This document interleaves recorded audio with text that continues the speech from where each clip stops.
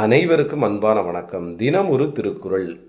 இன்மை இடும்பை இறந்து தீர்வாம் என்னும் வன்மையின் வன்பாட்டது இல் அப்படின்னு யார் சொல்கிறார்? நம்ம வள்ளுவர் சொல்கிறார். சரிங்களா?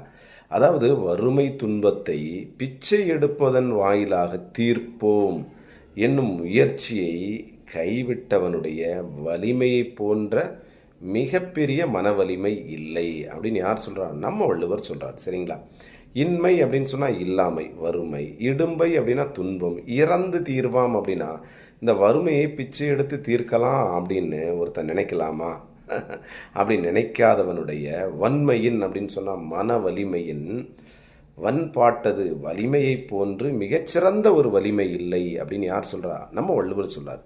அப்போ என்ன பண்ணக்கூடாது? பிச்சை எடுத்தல் என்பது மிகப்பெரிய தவறு அப்படின்னு யார் சொல்கிறா? வள்ளுவர் சொல்கிறார். சரிங்களா? நன்றி, வணக்கம்.